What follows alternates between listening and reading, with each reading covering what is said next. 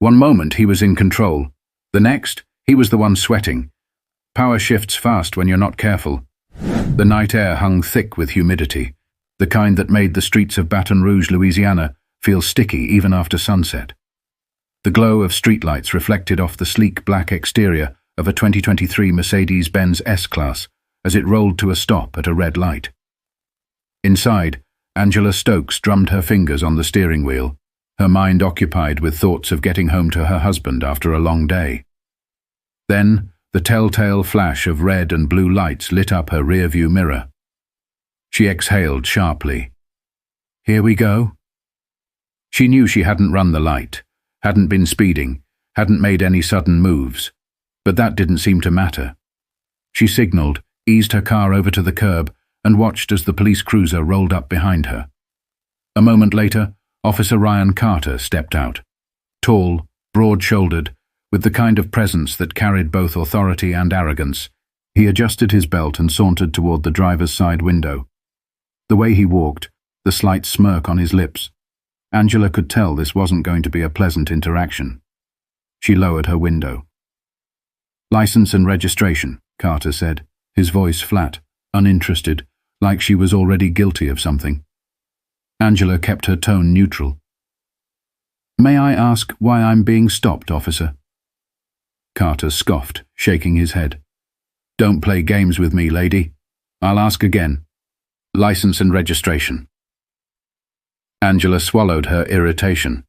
This wasn't her first time dealing with someone like him. She reached into her glove compartment, moving carefully so there wouldn't be any misunderstandings, and handed him her documents. Carter barely glanced at them before looking her up and down. His eyes flickered over her tailored blazer, her pearl earrings, the wedding ring that sparkled under the streetlights. "Nice car," he said, inspecting the Mercedes emblem. "Yours?" Angela met his gaze, unblinking. "Yes." His smirk widened. "Must be nice, driving something like this. People don't usually—" He stopped himself, but the implication was clear. Angela felt her stomach tighten. She'd had enough of these encounters to know exactly where this was going. Carter leaned on her door, his posture intentionally imposing. "You live around here?" "Yes." "Where?" Angela tilted her head slightly, giving him a long, measured look. "That information is on my license, officer." Carter chuckled under his breath, flipping through her documents with exaggerated slowness. "You sure this ain't your boyfriend's car? Husband, maybe?" Angela's patience thinned. She refused to let this man bait her. "If you tell me the reason for the stop, I'd be happy to cooperate." Carter's smirk faded. He wasn't used to pushback, especially from someone who didn't immediately shrink under his authority. He tapped her license against his fingers. "Your brake light's out." Angela's eyebrows lifted. "No, it isn't." Carter's expression hardened. "Are you calling me a liar?" Angela held back a sigh. She knew this game. He wanted a reaction, a reason to escalate. "I'm saying I checked my lights before I left the house, so if it's out, it must have just happened." Carter let out a low chuckle. "Convenient." Angela kept her expression unreadable. "Would you like me to step out and check?" But Carter wasn't interested in logic. He was interested in power. His hand hovered over his belt, not in a way that suggested immediate danger, but enough to remind her what he had. The badge, the gun, the authority. Angela knew better than to push too hard. Not here, not like this. Carter stared at her a second longer. Then, as if deciding she wasn't worth the effort, he handed her license back. "I'll let you off with a warning." Angela didn't thank him. She didn't owe him that. She took her documents, rolled up her window, and watched in her mirror as Carter strolled back to his cruiser, still carrying that cocky, untouchable air. But he had no idea that the woman he had just tried to humiliate would be standing in front of him tomorrow morning. and his entire world was about to shift. Angela pulled back onto the road, gripping the steering wheel a little tighter than before. Her jaw was clenched, her heart still beating a little faster than she'd like. She knew better than to let encounters like this get under her skin. But something about that officer's smugness, the way he spoke to her like she didn't belong, stuck with her. She could have challenged him, could have asked for his badge number, could have demanded a supervisor, could have refused to play along with his little power trip. But for what? To be labelled difficult? To have him find an excuse to escalate things? Angela had spent years watching how these situations played out for people who looked like her. She knew how quickly things could spiral. She inhaled deeply, rolled her shoulders and forced herself to let it go. She had more important things to focus on. Her husband, Captain Daniel Stokes, had just been transferred to a new precinct. Tomorrow was his first day leading the department. It was a big deal, a huge step up in his career. And she wasn't about to let some overconfident patrol officer ruin the night before it even started. But Daniel noticed the tension the moment she walked in the door. She barely had a chance to set her purse down before he looked up from his laptop at the kitchen table. "What's wrong?" Angela shook her head, slipping off her heels. "Nothing. Long day." Daniel leaned back in his chair, studying her. She could see the question in his eyes. Do I push? Or do I let it go? He chose to let it go. For now. Across town, Officer Ryan Carter had already forgotten about the traffic stop. To him, it had been just another moment in a long shift filled with paperwork, pointless calls, and routine stops. He barely remembered the woman's face, only that she had an attitude he didn't appreciate. That alone had been enough to make him drag the stop out a little longer than necessary. It wasn't like she could do anything about it. That was the thing about the badge. It came with a certain insulation. By the time his shift ended, Carter was thinking about the cold beer waiting for him at home, not the woman in the Mercedes. He sure as hell wasn't expecting to see her again. Not in the way he was about to. The next morning, everything changed.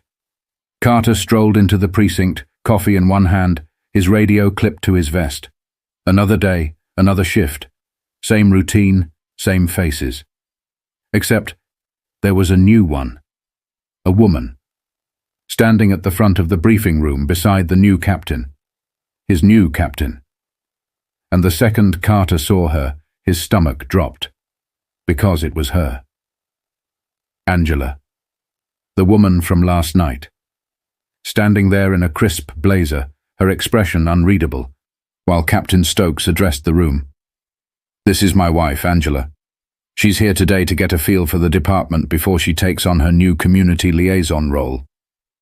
Carter's entire body went stiff. Wife? His mind scrambled, trying to piece together the situation. He glanced at Angela, half expecting her to be staring right at him, calling him out in front of the entire squad. But she wasn't. She didn't even look at him. She just stood there, cool and composed, as if she hadn't been spoken down to by one of the officers in this very room just hours ago. And somehow, that made it worse. Because the waiting, the not knowing if she'd say something, that was worse than if she had just called him out on the spot.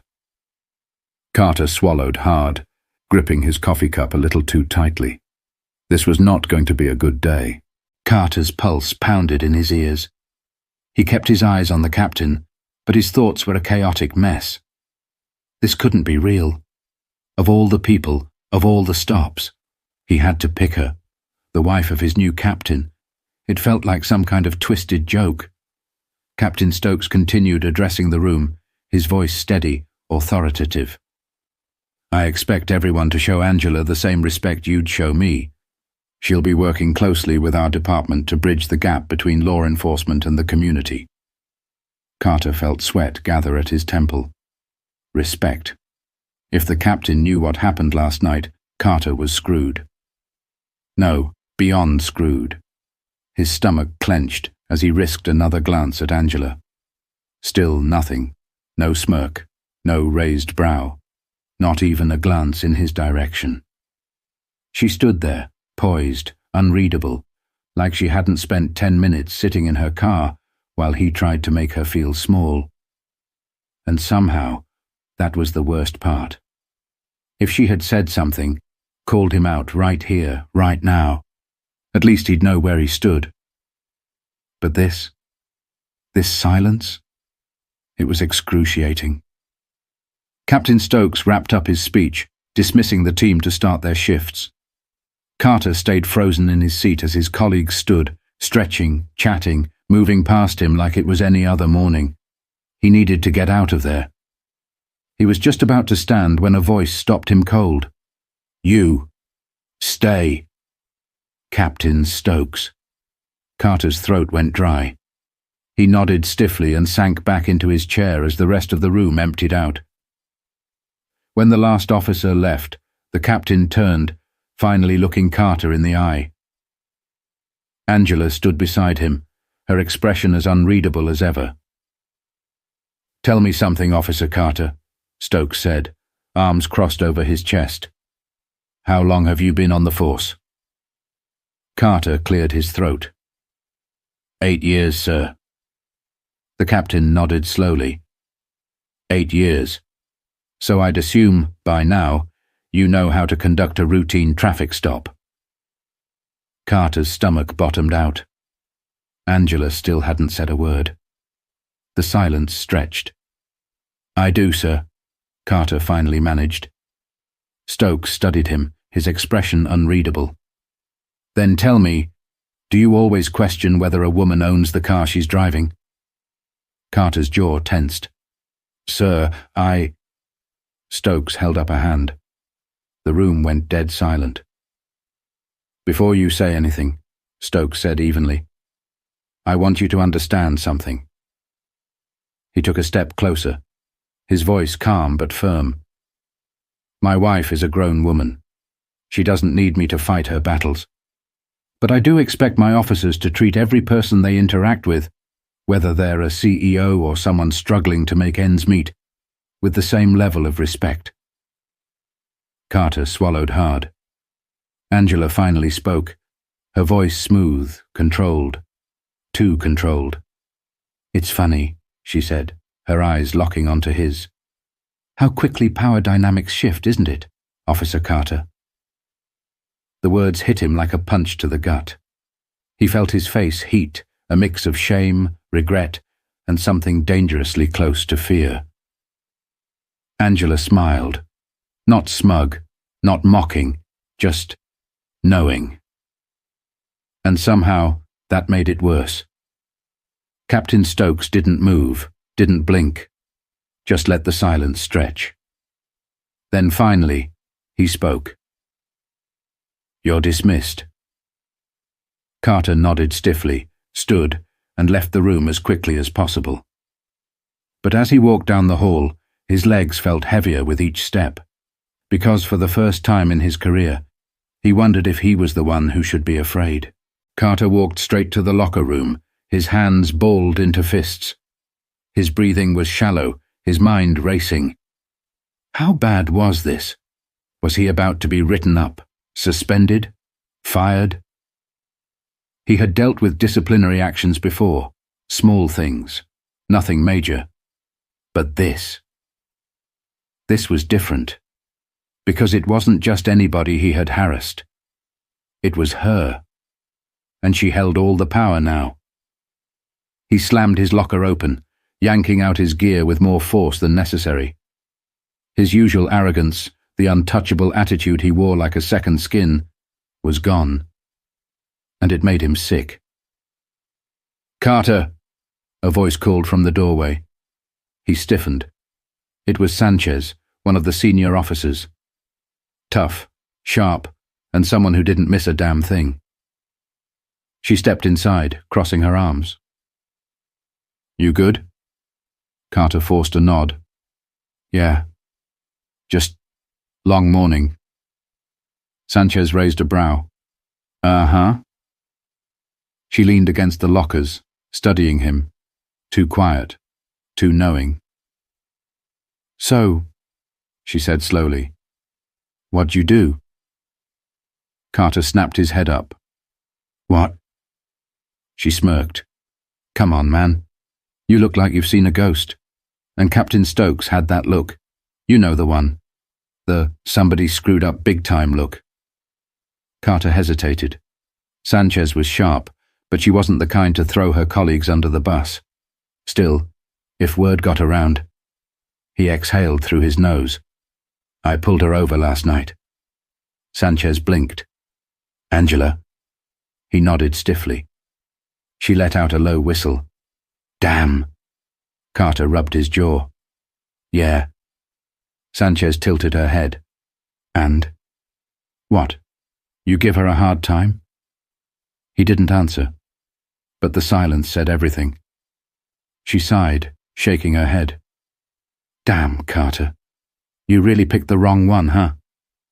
Carter didn't respond, because he already knew that. The rest of the shift was brutal, not because anyone treated him differently, not yet at least, but because he felt it. The shift in power, the uncertainty. Every time Angela walked through the precinct, whether she was talking to an officer, meeting with Stokes, or simply passing by, Carter felt like a man standing on thin ice. She never looked at him directly, never acknowledged him, and somehow that was worse than if she had called him out in front of everyone. Because she could. She could end his career if she wanted to, and she wouldn't even have to try. By the time his shift ended, Carter felt like he had aged 10 years. He was about to leave when a voice stopped him. "Officer Carter." "Angela." His spine went rigid. Slowly, he turned. She stood near the entrance, arms crossed, her expression calm but unreadable. For the first time that day, she was looking directly at him. "I want to talk," she said. Carter's throat went dry. He hesitated, then nodded. Angela motioned toward a side hallway. "Walk with me." Carter followed. The hallway was quiet, the low hum of conversation from the main precinct fading behind them. Carter walked beside Angela, his heartbeat thudding in his ears. He had no idea what she was going to say, but he knew, whatever it was, he needed to listen. Angela stopped near a row of office doors, turning to face him. Her arms were still crossed, but her expression wasn't angry. It was disappointed. And somehow that was worse. "You know," she started, her voice even, "when you pulled me over last night, I knew exactly how it was going to go." Carter swallowed. Angela let the words settle before continuing. "You weren't interested in whether my brake light was out." She tilted her head slightly. "Tell me, do you check registration that aggressively for everyone you pull over? Or was that just for me?" Carter clenched his jaw. He wanted to defend himself, to explain, to say something. But what could he possibly say? She wasn't wrong. Angela sighed. "Do you know how exhausting it is, having to constantly prove that you belong, that you're allowed to exist in certain spaces without suspicion? I've worked my whole life to make sure I never give anyone a reason to question me. But it doesn't matter, does it?" Carter looked down. Angela studied him for a moment before shaking her head. "The funny thing is, I don't even care about what you did to me." His eyes snapped up. Angela's lips pressed into a thin line. "I'm not the first person you've treated that way, am I?" Carter opened his mouth, then closed it.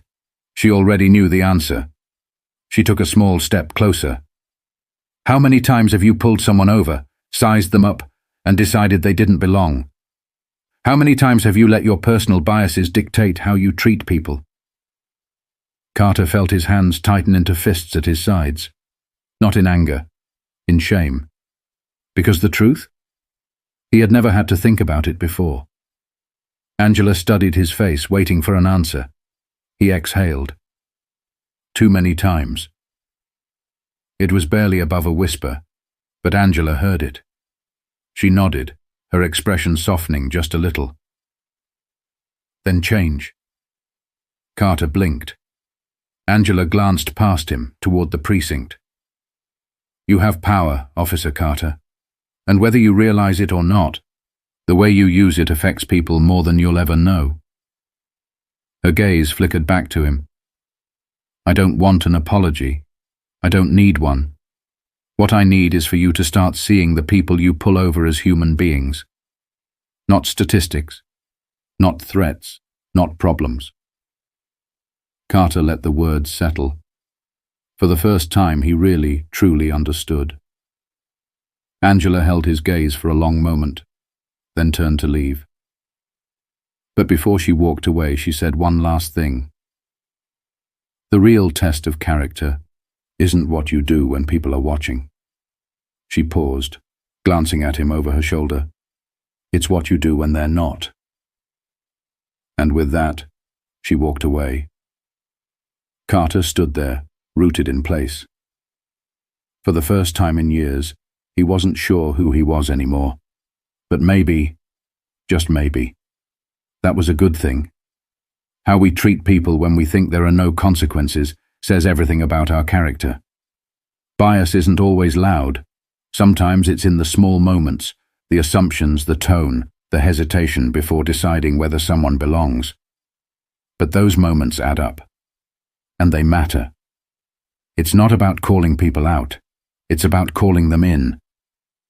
Real change starts when we're willing to look at ourselves and do better. If this story resonated with you, share it. Keep the conversation going, because the more we talk about it, the more we can change it.